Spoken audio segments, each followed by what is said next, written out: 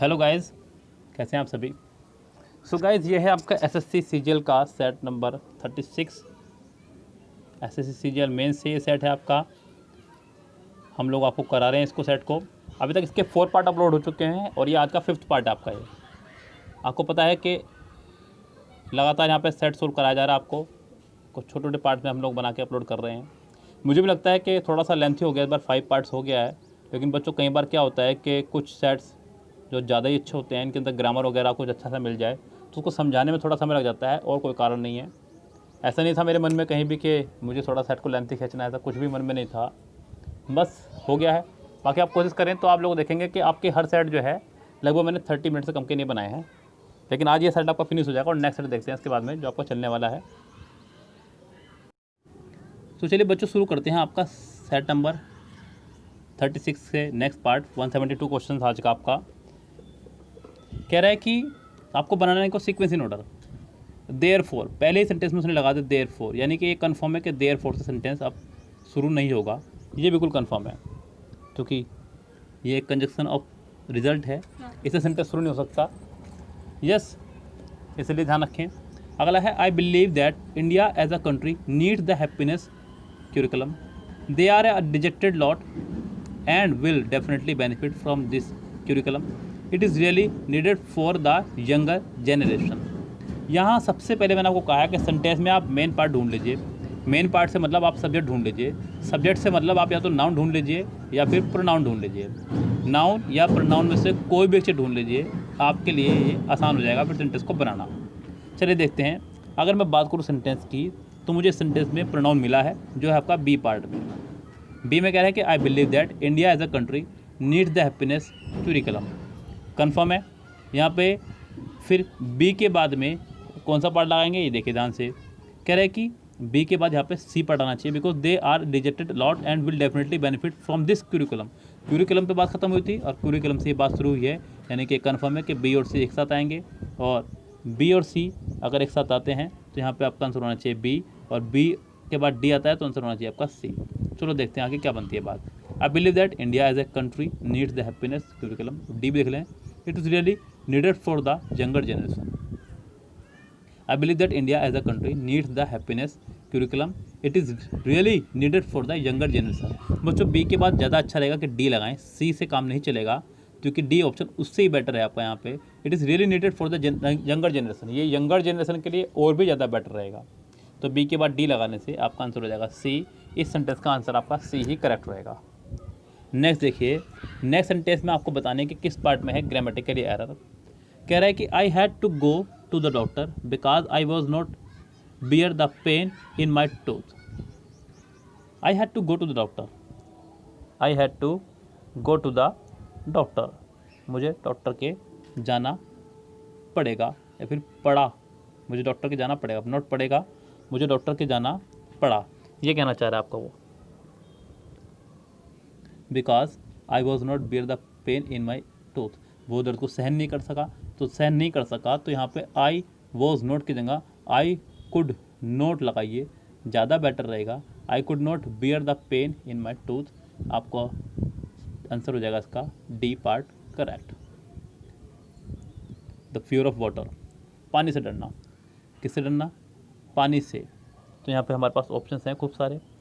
पहला ऑप्शन है हमारे पास क्लस्ट्रोफोबिया, कोलेस्ट्रो मतलब फूल वगैरह। नेक्स्ट है ऑटो मतलब स्वयं, हाइड्रो मतलब पानी, पायरो मतलब आग। तो यहाँ पे इसका आंसर हो जाएगा सी 174 का, पायरो हाइड्रोफोबिया, आग से डरना, सॉरी पानी से डरना। My boss said do you think you can complete the report with in 5 days। Sentence की स्टार्टिंग हुई है डू से, यानी कि हेल्पिंग वर्ब से। सेंटेंस को कनेक्ट करना होगा इफ़ या वेदर से। किससे कनेक्ट करना होगा? इफ़ या वेदर से। कितनों में है ज़रा देखिए फटाफट से। पहले में कम से कम नहीं है, सेकंड में वेदर है, सेकंड में वेदर है, सी में भी इफ़ है, और डी में भी नहीं है कुछ भी। अब आपको आगे दिख रहा है कैन, कैन को बनाना होगा कुड, कैन को बनाना होगा कुड, जो कि बी में तो है, ये कन्फर्म है, लेकिन सी में नहीं है, तो इसका आंसर सिर्फ और सिर्फ हो जाएगा आपका बी करेक्ट। क्या हो जाएगा इसका आंसर? बी। चलते हैं नेक्स्ट नंबर के 776। Identify the segment in the sentence which contains the grammatically error. आपको बताना है कि इस सेंटेंस के किस पार्ट में ग्रामेटिकली एरर है। To write a poem I need a pen, a diary and also the quiet place. Poem लिखने के लिए मुझे ज़रूरत है एक पेन की, एक डायरी की और एक शांत स्थान की। To write a poem I need a pen, a diary and also a quiet place, क्योंकि सेंटेंस जुड़ा है एंड से। किससे जुड़ा है सेंटेंस आपका? एंड से। एंड से पहले जो भी नाउन है उनसे पहले अ है, अ डायरी, अ पेन, तो एंड के बाद भी यहाँ पर अ क्वाइट प्लेस ही होगा। तो आप अच्छा हुआ कि यहाँ पे अ लगाएं, यानी कि इस सेंटेंस में आपका आंसर हो जाएगा सी पार्ट। एंड ऑल्सो दा की जगह आपको अ लगाना होगा। नेक्स्ट सेंटेंस देखिए क्या कह रहा है। Sentence number 677। आपको सिर्फ और सिर्फ ब्रैकेट अंडरलाइन पार्ट देखना है कि इसमें क्या एरर है। I think that capitalism is not a better economic system for our country, is not a better economic system for our country. 177 में देखिएगा, यहाँ पे सेंटेंस का बहुत अच्छा फॉर्मेशन लेके चला है, लेकिन यहाँ पे एक गलती उसने कर दी कि सेंटेंस में कंपैरेटिव डिग्री लगा दी बेटर। अब अगर कंपैरेटिव डिग्री लगा दी तो आपको यहाँ पे देन की भी आवश्यकता होनी चाहिए, साथ ही साथ कंपैरिजन भी तो हो। I think that capitalism is not a good economic system, क्योंकि आगे आपका इकोनॉमिक भी आ रहा है। इकोनॉमिक आपका एक नाउन है, नाउन को क्वालिफाई करने के लिए चाहिए आपको एडजेक्टिव जो अच्छा रहेगा, इसका आप गुड लगा दें, क्योंकि इससे पहले आपका एक आर्टिकल भी खड़ा है अ। क्या खड़ा है आपका? Article a. तो यहाँ पे इसलिए आपको गुड करना ही बेहतर रहेगा। इस सेंटेंस का आंसर इस स्थिति में हो जाएगा आपका करेक्ट डी। 178 देखिएगा, आपको बताना है इसका करेक्ट पैसिव फॉर्म क्या होगा। To play on environmental issues was performed. हालांकि आप गौर करें तो इस सेंटेंस पहले से ही आपका पैसिव है, जो कि बी की फैमिली के साथ में यहाँ पे थर्ड फॉर्म लगाई गई है। तो आपको ढूंढना है सिर्फ और सिर्फ सेकंड फॉर्म। क्या ढूंढनी है आपको? Second form. सेकंड फॉर्म कितनों में है जरा देखते हैं। ओवर स्टूडेंट परफॉर्म, साथ ही साथ ध्यान रखिएगा सेंटेंस बनेगा आपका ओवर स्टूडेंट से। किससे बनेगा? ओवर स्टूडेंट, क्योंकि बाय के बाद ऊपर सेंटेंस में ओवर स्टूडेंट ही दिया गया है। सेंटेंस ओवर स्टूडेंट से बनेगा, पहले में है और सेकंड फॉर्म भी है, यानी कि तो कन्फर्म हुआ आपका यहाँ पे हिस्सा ठीक है। उसके बाद देखते हैं यहाँ पे ध्यान से क्या कह रहा है। नेक्स्ट में भी ओवर स्टूडेंट्स है, लेकिन वर लगा दे बी में, बाहर है इससे। थर्ड में हैव आ गया है, रेस से बाहर।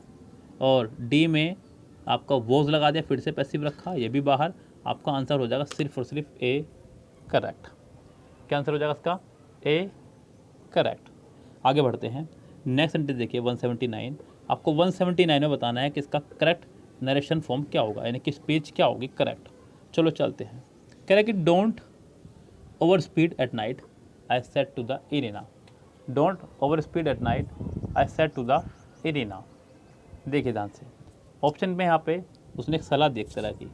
इम्परेटिव सेंटेंस है, इम्परेटिव सेंटेंस की तरह ही बनाइएगा आप इसको। यस, क्लियर कीजिएगा। सेंटेंस में ऑप्शन क्या क्या हमारे पास में? आई वांट इरीनिया नॉट टू। इम्परेटिव सेंटेंस को ध्यान रखिएगा, कोमा इन्वर्टेड कोमा हटा करके हम लोग टू से करेक्ट करते हैं, ये भी ध्यान रखिएगा। यस, तो कम से कम इस लिस्ट से बाहर निकाल दीजिए बी। और I want to Irina not to over speed at night.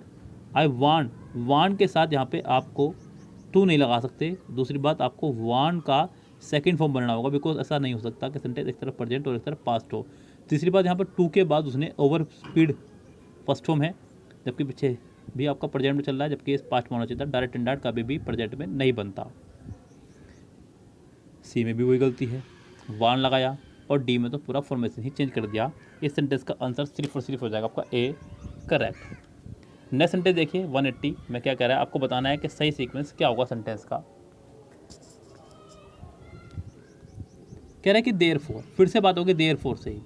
मैंने आपको बताया भी थोड़ी पहले, सेंटेंस अगर देयरफॉर से है तो देयरफॉर सेंटेंस शुरू नहीं हो सकता भाई, ये कंजक्शन ऑफ रिजल्ट है, कंजक्शन ऑफ रिजल्ट है, इसे सेंटेंस शुरू नहीं करेंगे। आपको सेंटेंस में ढूंढना है सब्जेक्ट, और सब्जेक्ट की पोजीशन पर आया करता है तो नाउन या फिर pronoun. A cardiac arrest as is well known needs revival within 4 minutes।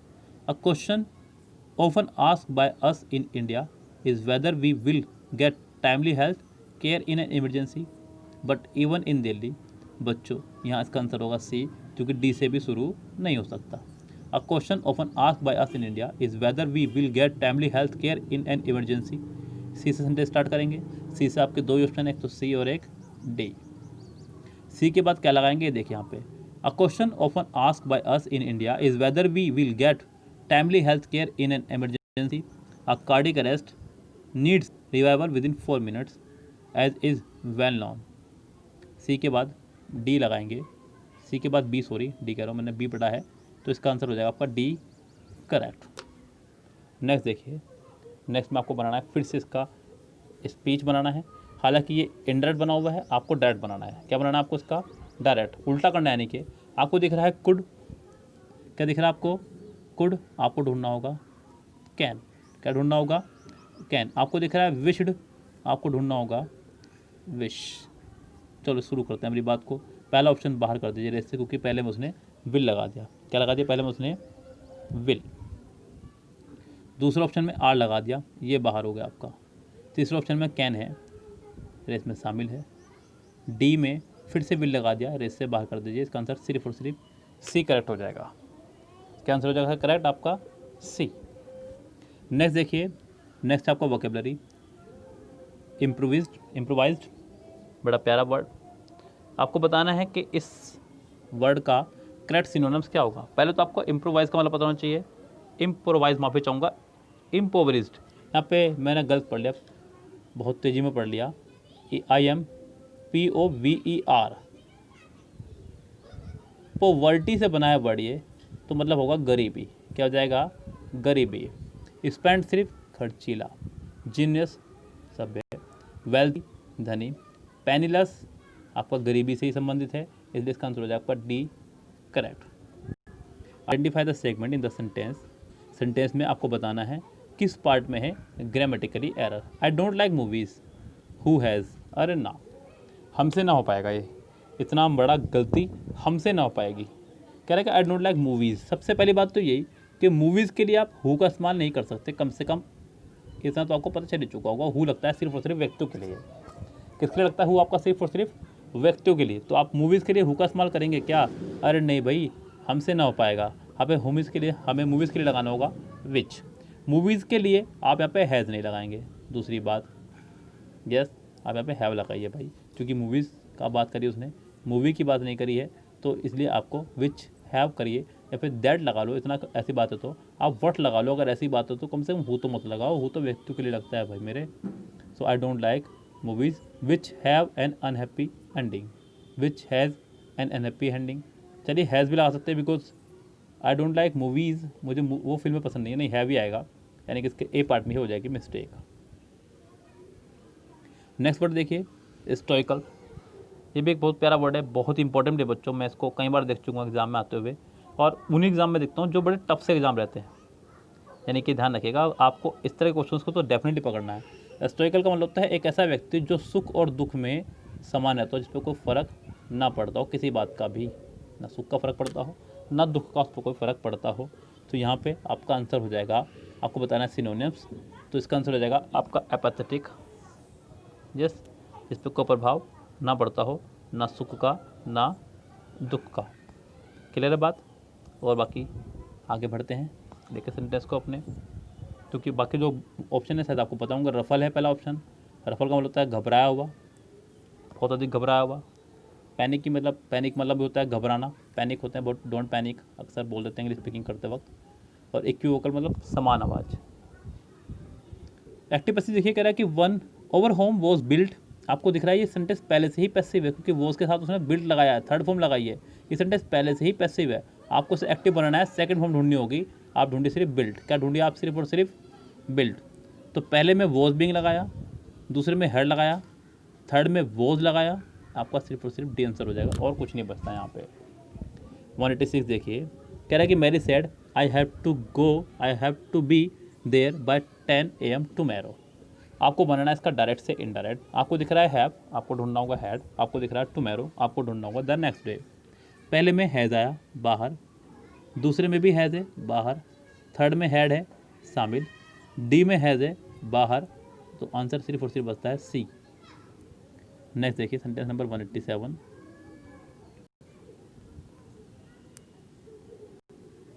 आपको बनाना है सीक्वेंस इन ऑर्डर, बट कम से कम ए से शुरू नहीं होगा, इतना तो कन्फर्म है, सेंटेंस ए से शुरू नहीं होगा। The original tree is not longer there. Original पेड़ आज भी वहाँ पे नहीं है। किसकी बात हो रही है भाई? अभी बात ही शुरू हो जाने दो पहले। The sprig that sprig grew Gautam Buddha, यहाँ पे मेन सब्जेक्ट मिला है मुझे यहाँ पे गौतम बुद्धा। डी से सेंटेंस आपका शुरू होगा, the Gautam Buddha attend enlightenment under a peepal tree in Bodhgaya in Bihar. मैंने इस याद में पढ़ा है कि इस पेड़ को जो है उड़वा के फेंक दिया गया था एक राजा के द्वारा। ये तो मुझे याद नहीं कौन से राजा ने, लेकिन उसको उड़वा दिया गया था। बौद्ध धर्म का विरोधी था वो शायद। तो सेंटेंस स्टार्ट होगा डी से, और फिर मुझे कुछ ढूंढने की जरूरत नहीं है बिकॉज डी एक ही सेंटेंस में है। तो इसका आंसर हो जाएगा आपका डी, क्योंकि डी में ही है। क्या सुंदर ऑप्शन मिला है डी। आगे देखिए 188, आपको बताना है कि इस सेंटेंस में किस पार्ट में ग्रामेटिकल एरर है। It takes me 1 hour. इस तरह के सेंटेंसेस में क्या आगे बढ़े मेरी समझ में नहीं आता, क्योंकि सेंटेंस ने टुच्चे दे दिए उसने आपको, यहाँ पे आगे बढ़ने का मन नहीं करेगा आपका। It takes me 1 hour to get to work in the morning in week days. देखिए यहाँ सेंटेंस में डबल मिस्टेक है जो मुझे दिखी, मुझे शुरुआत में दिखी और अंत में दिखी। पहले मिस्टेक तो 1 आवर नहीं एन आर लगाते हैं। एक के लिए हमेशा आप इस्तेमाल करते हैं एन का, 1 का इस्तेमाल नहीं करते हैं। तो फर्स्ट मिस्टेक तो आपकी यहीं से शुरू हो गई। सेकंड मिस्टेक उसने आपको दे दी है इन वीक डेज नहीं, ऑन वीक डेज। क्या लगाएंगे? On week days. पहली बात तो वीक डेज होगा ना कि वीक डे, यस, और साथ में ऑन आएगा। तो यहाँ पर डबल मिस्टेक होगी। अगर मैं बात करूँ इस तरह सेंटेंस को ठीक करने की, तो सेंटेंस आपका ए पार्ट है यहाँ फिलहाल, क्योंकि जो दूसरी मिस्टेक है वो ऑप्शन में नहीं है। तो ये भी हो सकता है कि उसने जानबूझ के ना दिया हो। देखना चाह रहा हो कि बच्चे एक मिस्टेक पकड़ते नहीं पकड़ते, बिकॉज जो मिस्टेक है वो तो उसने ऑप्शन में दी नहीं 1 और दूसरी मिस्टेक दी है ऑप्शन में, तो आप सिर्फ और सिर्फ ए लगा के आएंगे फिलहाल सेंटेंस में, आपका सेंटेंस हो जाएगा बिल्कुल करेक्ट। बच्चों एक बड़ी मज़े की बात भी, आज यहाँ हमारे यहाँ भी बहुत अच्छा मौसम हो गया है, बारिश आई है आज शाम, और बड़ा जी खुश हुआ है। मैं भी आज बड़े मूड के साथ में बैठ गया था वीडियो बनाने के लिए। मेरी आवाज़ से भी लग रहा होगा आज आपको बड़ा मज़ा सा आ रहा है सर को आज। बिल्कुल भाई, बारिश का आनंद लिया आज हमने। काफ़ी दिनों बाद आज शाम की चाय पिए, बिकॉज गर्मी में जी नहीं कर रहा था चाय पीने का। सो आपके एरिया में भी हो रही होगी बारिश। वीडियो में कर दीजिएगा कमेंट किस किस के एरिया में हो रही है बारिश। लेकिन हो सकता है जब ये बच्चे वीडियो को देखें, क्योंकि अभी फ़िलहाल ये पेड वीडियो है और ये आपको मिल रही है अभी, लेकिन लोगों को जब मिलेगी तब तक हो सकता है बारिश का मौसम जा चुका हो। तो फिलहाल जो पेड वीडियो वाले बच्चे देख रहे हैं वो कम से कम बताएं कि आपके कितनों के एरिया में बारिश हो रही है। 189 लगाना है सीक्वेंस इन ऑर्डर।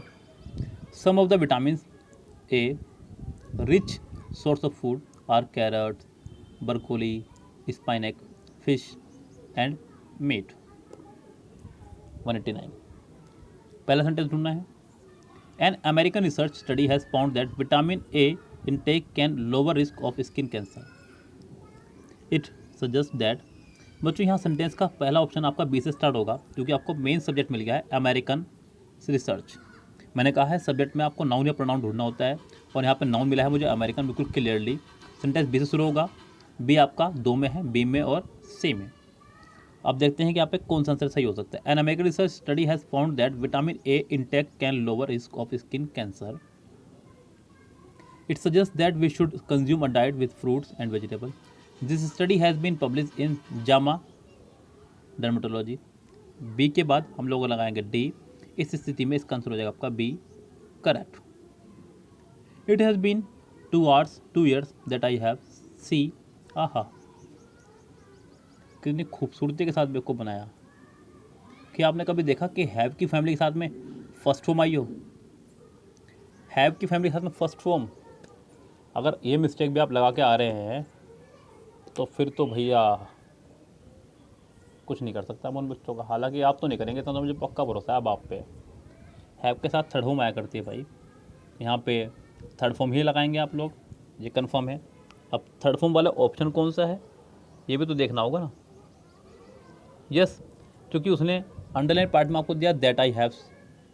अब जो आपके पार्ट ठीक करके दिया उसमें सिंस लगा दिया. उसमें सिंस भी आ सकता था, क्योंकि आपका पीछे हैज़ बीन आ रहा है. It has been 2 years, it has been 2 years ये कहना चाह रहा है. लेकिन अगर आप लोग सिंस लगाएं यहाँ पे तो फिर गड़बड़ी हो जाएगी यहाँ पे, क्योंकि सिंस भी यहाँ पे एज ए कंजक्शन काम कर जाएगी. बच्चों मैं आपको पूरा इसका स्ट्रक्चर बताया तो एक बार ज़रा सुन लीजिएगा ध्यान से. अच्छे सुन लेंगे, अच्छे से काम आएगी पढ़ाई, नहीं सुनोगे तो भाई देखिए सेंटेंस में सिंस अगर आता है तो सिंस आपको वही भाव देगा जो आपको बिफोर देता है, जो आपको बाय द टाइम देता है। ये तीनों दिने सेम फॉर्मेशन में आता है सेंटेंस को कि पिछले वाला बना दो परफेक्ट। यहाँ पे सिंस एज ए प्रपोजिशन नहीं आ रहा बच्चों, ध्यान रखना आप। ये वो वाला रूल नहीं है कि आपने देखा सिंस या फोर प्लस टाइम तो has been, have been, had been लगा दिया। जरा गौर करें, यहाँ पे सिंस एज ए प्रपोजिशन नहीं है।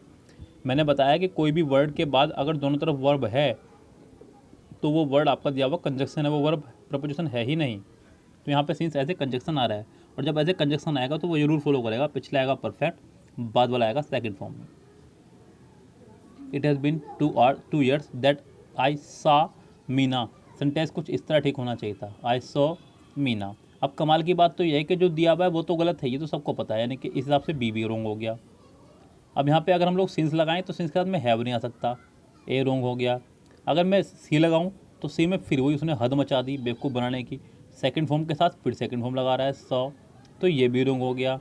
और अगर मैं डी लगाऊं तो भी रोंग है भैया, दैट एज ए कंजक्शन काम करता है, उसके साथ में हैव भी ठीक था। तो यहाँ पे हैव के साथ थर्ड फॉर्म चाहिए थी। तो अगर देखा जाए तो इस सेंटेंस का कोई भी ऑप्शन यहाँ पे प्रॉपर नहीं है। मैं इस सेंटेंस के आंसर के पक्ष में नहीं हूँ। चलो आगे बढ़ते हैं, ये मुझसे नहीं हो पाएगा कम से कम, कोई इसके लिए खतरनाक टीचर चाहिए भाई।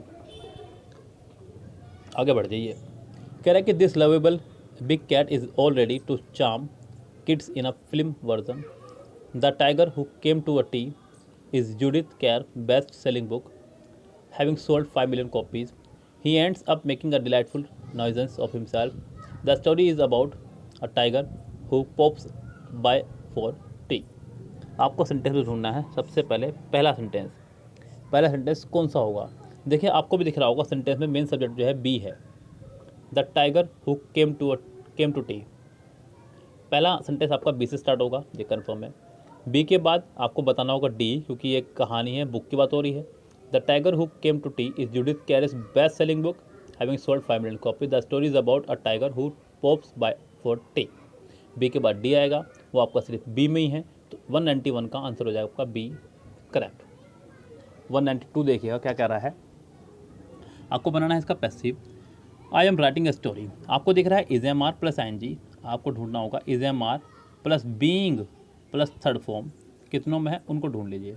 पहले में है ना, दूसरे में है यस, थर्ड में है नहीं, डी में है नहीं, इसका आंसर हो जाएगा सिर्फ और सिर्फ बी। 193 आपको बताना है कि इस सेंटेंस में select the word which means the same as the group of words given, यानी कि इसके लिए बताना है आपको वन वर्ड अगर देखा जाए तो। कुल मिला के बात ये है 193 में आपको बताना है कि इसका प्रॉपर वन वर्ड क्या होगा। चलो चलते हैं, कोई बड़ी बात नहीं है बच्चों, आपसे बात शुरू हुई है तो अब तो ख़त्म करके ही दम लेंगे। हालांकि सेट भी ख़त्म होने की तरफ बढ़ता जा रहा है, बहुत ज़्यादा दूर नहीं रहा है। 193 क्वेश्चन पहुंच चुके हैं। अगला जो क्वेश्चन है वो आपका पैसेज है।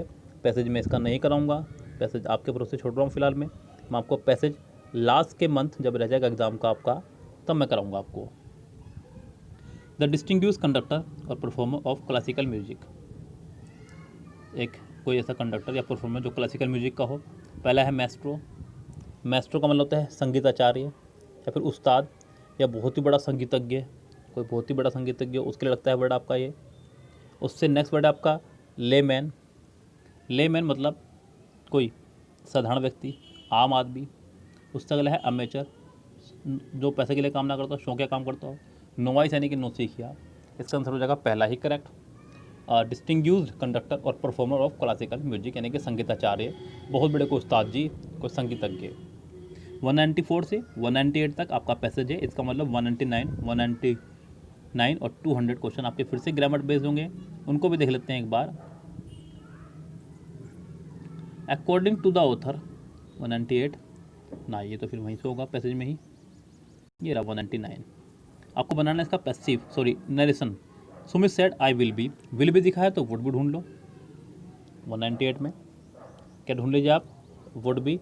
और उसके बाद में अगला पार्ट पढ़ लीजिए क्या कह रहा है, हैविंग लंदन दिस समर, जिसको दैट बना दीजिए। सो आई कैन को कुड बनाना है, और बस इतना सा काम करना है। रिटर्न को रिटर्न बनाना है, इतना सा काम है और कुछ भी काम नहीं है। बढ़ते हैं फटाफट सेंटेंस की तरफ। सुमित सेड ही विल, ये बाहर रेस से, नेक्स्ट देखिए क्या कह रहा है, बी भी बाहर, विल आ गया, सी में वुड है, डी भी बाहर, तो बस सी ही इसका आंसर होगा, ज़्यादा ढूंढने की जरूरत नहीं है। अगला आपका वोकेबलरी बेस्ड वर्ड है आपका लैकेडाइसिकल। लैकेडाइसिकल बड़ा प्यारा वर्ड है, इसका मतलब होता है उत्साह विहीन। क्या होता है? उत्साह विहीन। आपको बताना है इसका अपोजिट। क्या बताना है आपको इसका अपोजिट? पहला वर्ड है आपका इंडिफरेंट। क्या वर्ड है आपका? इंडिफरेंट मतलब उदासीन। नेक्स्ट है वर्ड जोकुलर मतलब मजाकिया, जो लोग कूलर के आगे बैठते हैं बहुत मजाकिया होते हैं। एंथुसियास्टिक उत्साह से भरा हुआ। और उसका अगला वर्ड आपका ल्यूक वार्म उत्साह विहीन। हालांकि इसका सिनोनिम्स हो जाएगा ये, आपको बनाना है इसका एंटोनिम्स, तो आपको 200 का सी ऑप्शन लगाना होगा, तो ये आपका हो जाएगा करेक्ट। बच्चों ये आपका यहाँ इस तरह से एसएससी सीजीएल मेंस का सेट खत्म होता है। बच्चों नेक्स्ट सेट को मैं कोशिश करूँगा कि आपका पूरा सेट, पूरा का पूरा सेट आपका 4 पार्ट में फिनिश हो जाए। देखिए इससे कम में तो नहीं होगा, ये तो मैं आपको पहले बता दूँ, क्योंकि 200 क्वेश्चन है, 50-50 क्वेश्चन के अगर मैं पार्ट बनाऊँ तो जाकर होता है। बीच में कई बार ऐसा होता है किसी सेट में ग्रामर बहुत अच्छी आ गई, कोलोटस बहुत अच्छा आ गया, या PQRS बहुत अच्छा आ गया, एक्टिव पैसिव आ गया, मतलब समझाने की चीज़ें सभी। और 200 के सेट में बहुत कुछ मिलता है सीखने के लिए बच्चों, सीजीएल के सेट से, स्टेनो सेट से। ये मुझे 2 सेट सबसे ज़्यादा मुझे मजा आता है कराते हुए स्टेनो के सेट। क्यों? ऐसा नहीं है कि देखिए स्टेनो सेट में क्या होता है कि तो 100 मार्क्स का है, ना बहुत बड़ा है ना बहुत छोटा। 100 मार्क्स में सब कुछ कवर हो जाता है, PQRS भी, ईडियम्स भी, सब्स्टिट्यूशन भी, सब्स्टिट्यूशन इनडायरेक्टली पूछ लिए जाते हैं, क्लोटेस भी, पैसेज भी, ग्रामर भी, सेंटेंस फिलर भी, क्लोटेस, सब कुछ इसके अंदर आ जाता है थोड़ा थोड़ा। इसके अंदर बहुत ज़्यादा मात्रा होती है हर चीज़ की, बच्चा भी बोर हो जाता है और हम भी, और यहाँ पर बहुत सारी मात्राएँ कट हो जाती हैं। तो ये एक प्रॉपर सेट है। मुझे लगता है कि एग्ज़ाम का सबका यही फॉर्मेशन कर देना चाहिए अगर बच्चे की आपको इंग्लिश चेक करनी है तो, क्योंकि 2-2 सेंटेंस में भी चेक नहीं हो पाएगी और 25-25 सेंटेंस में भी चेक नहीं हो पाएगी। एक एवरेज हो हर चीज़ 5-5 10-10 मार्क्स की, वो ज़्यादा बेटर रहती है। चलिए फिलहाल कोई बात नहीं, फिलहाल तो चलना होगा, लेनी होगा आपसे विदा। मिलेंगे आपसे नेक्स्ट सेट के साथ में। Goodbye, have a nice day.